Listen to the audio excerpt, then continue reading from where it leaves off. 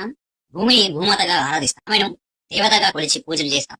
కానీ ఈ భూమాత పైనే మనం రోజు మూత్రం మలం విసర్జిస్తూ ఆమె పవిత్రతను కలుష్యం చేస్తున్నాం. ఈ వ్యర్థాలు ఆమె గుండెలో గాయాలను మిగులుస్తున్నాయి. ఈ బాధను భూమాత ఎలా సహిస్తుంది?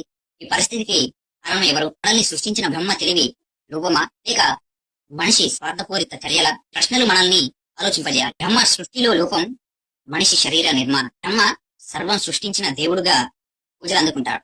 కానీ ఆయన సృష్టించిన మనిషి శరీరం ఒక లోపం కదా. మనం తిన్న ఆహారం వ్యర్థాలుగా మారి భూమిని కలుషితం చేస్తుంది. నీరు, గాలి, నేల ఇవన్నీ మన వ్యర్థాలతో మునిగిపోతున్నాయి. ఒకవేళ బ్రహ్మ మనిషిని కేవలం ఆక్సిజన్ గ్రహించి దానిని శక్తిగా మార్చుకుని వ్యర్థం లేకుండా జీవించేలా సృష్టించి ఉంటే ఈ రోజు భూమాత ఈ బాధను అనుభవించేది కాదు. మనం ఆమెను కలుషం చేసే పరిస్థితి ఉండేది కాదు. ఇది బ్రహ్మ సృష్టి యొక్క లోపం కాదా? మనిషి తన తెలివితో అద్భుతాలను సృష్టించాడు.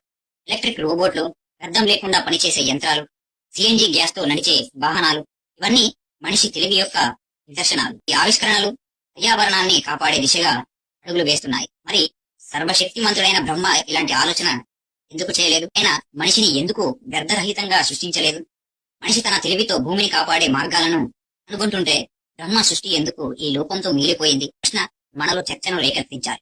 భూమాత మనకు అన్నం పెట్టింది, నీరు ఇచ్చింది, జీవనాధారం ఇచ్చింది. కానీ ఆమెకు తిరిగి ఇచ్చేది ఏమిటి? కలుషిత నీరు, మురికి గాలి, వ్యర్థాలతో నిండిన నేల. బాధను భూమాత ఎంతకాలం సహిస్తుంది? బ్రహ్మ సృష్టి లోపాన్ని సరిదిద్దే బాధ్యత మనిషిగా మన పైన ఉంది. మన తెలివిని, సృజనాత్మకతను ఉపయోగించి భూమిని కాపాడే మార్గాలను కనుగొనాలి. వ్యర్థరహిత జీవనం, పర్యావరణ సమతుల్యత, ఇది మనిషి సాధించగలవు. కానీ ఈ లోపాన్ని మొదట గుర్తించి బ్రహ్మ సృష్టిని ప్రశ్నించడం మనం మొదలు పెట్టాలి. సమాజం మేల్కొనాలి. బ్రహ్మ సృష్టిని ప్రశ్నించడం అంటే దేవుడిని నిందించడం కాదు. మన సృష్టి యొక్క లోపాలను గుర్తించి వాటిని సరిదిద్దే దిశగా అడుగులు వేయడం. మనిషి తన తెలివితో రోబోట్లను, వాహనాలను సృష్టించాడు. మరి భూమాతను కాపాడే సృష్టిని ఎందుకు చేయలేదు?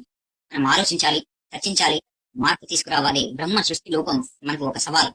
ఈ సవాలును స్వీకరించి భూమాతను కాపాడే బాధ్యతను మనం తీసుకోవాలి. లేకపోతే ఈ లోపం మన సమాజం యొక్క వైఫల్యంగా చరిత్రలో నమోదవుతుంది. ఆలోచించండి, ప్రశ్నించండి, భూమాతను కాపాడండి.